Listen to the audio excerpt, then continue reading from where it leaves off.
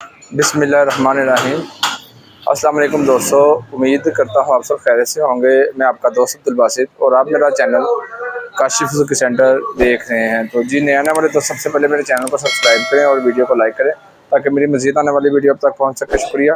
तो जी, आज का जो हमारा टॉपिक है ये सुजुकी GS 150 बाइक एक मेरे पास आई हुई है। तो इस बाइक की जो है ना टाइमिंग चेन की काफ़ी ज़्यादा आवाज़ है थी। तो ये टोटल बाइक जो है 36,000 किलोमीटर चल चुकी हुई है।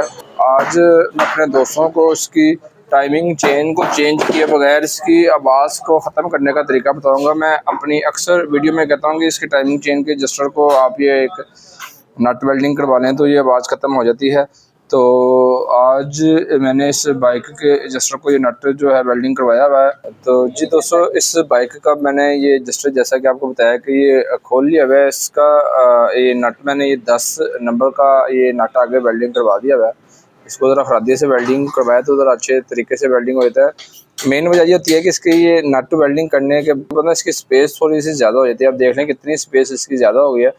तो इतना इसको मज़ीद टाइमिंग चेन को टाइट करने का और ये मौका मिल जाता है इस एडजस्टर को, जिसकी टाइमिंग चेन को ये टाइट कर देता है। तो एक और काम दोस्तों मैंने इस बाइक का करवाया है।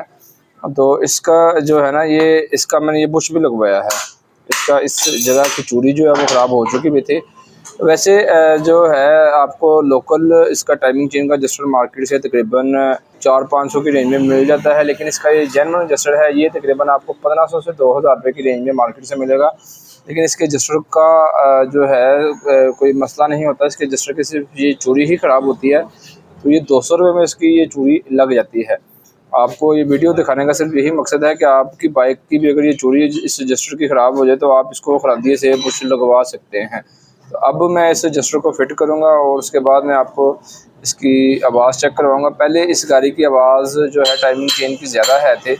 तो अब ये नट वेल्डिंग करवाने के बाद आपको चेक करवाऊँगा कि इसकी आवाज़ कितनी बेहतर हो जाती है। तो इस एडजस्टर को जो है फिटिंग करने का ये तरीकाकार होता है कि आप इसके इसके स्प्रिंग को दबा के इसकी एडजस्ट को आप ऊपर नीचे कर सकते हैं। मैं अब इस एडजस्टर को पूरा बंद करने के बाद तो जी दोस्तों, ये 10 नंबर की ये एल रॉड की मदद से मैंने इस एडजस्टर को टाइट कर लिया। तो एक चीज़ मैं अपने दोस्तों के साथ शेयर करता चलूँ कि जब भी आप अपनी बाइक को खोलते हैं, एक इसकी ये रबड़ की वॉशर होती है, ब्लैक कलर की ये वॉशर आपकी जगह पर आएगी। और उसके बाद दोस्तों इसकी टाइमिंग चेन को जो टाइट करने का तरीकाकार होता ये है कि इस स्प्रिंग को हम जब इसकी चैन वाली जगह पर इसके ये आगे एडजस्टर पर लगाते हैं तो ये स्प्रिंग इसके एडजस्टर को खोल देता है, जिसकी वजह से इसकी टाइमिंग चेन टाइट हो जाती है।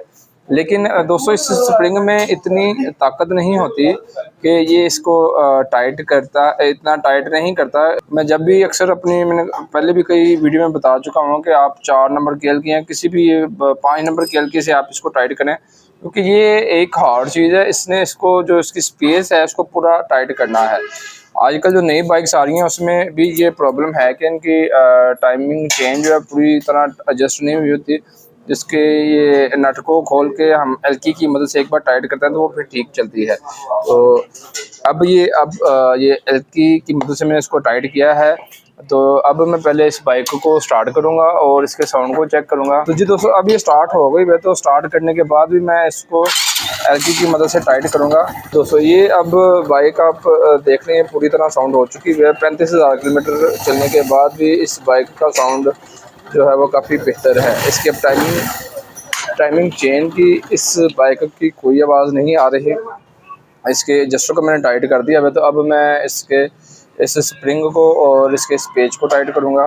तो दोस्तों ये बाइक जैसा कि मैंने आपको बताया है कि 35,000 किलोमीटर जो है वो चल चुकी हुई है, लेकिन इसका जो हमने नट वेल्डिंग करवाया है इस नट की मदद से ये बाइक जो है तकरीबन 10,000 किलोमीटर तक और चल जाएगी। ये इन्होंने टूर करना था इस बाइक के ऊपर।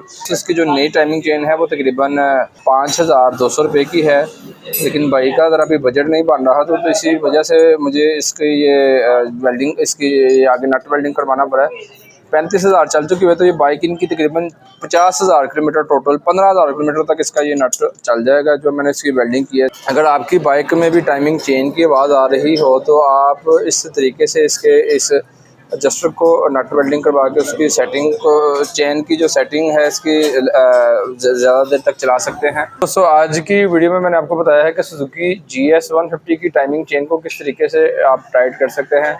एक छोटे से नट की मदद से आप इसकी टाइमिंग चेन को 15,000 किलोमीटर तक मज़ीद और चला सकते हैं। तो इसका जो हमने नट वेल्डिंग करवाया है, अगर आप इसकी जब टाइमिंग चेन नहीं भी डालते हैं तो ये नट जो है इसको तंग नहीं करता, वो इसकी स्पेस जो है सिर्फ हमने इसकी थोड़ी सी स्पेस को बढ़ाया है। तो उम्मीद करता हूँ कि आपको मेरी आज की वीडियो पसंद आएगी। अगर आपको मेरी आज की वीडियो अच्छी लगी तो वीडियो को लाइक कीजिएगा, चैनल को सब्सक्राइब कीजिएगा और बेल के बटन को भी दबाइएगा ताकि मेरी मज़ीद आने वाली वीडियो अब तक पहुँच सके। भाई को दुआ में याद रखिएगा। अल्लाह हाफिज़, फ़ी अमान अल्लाह।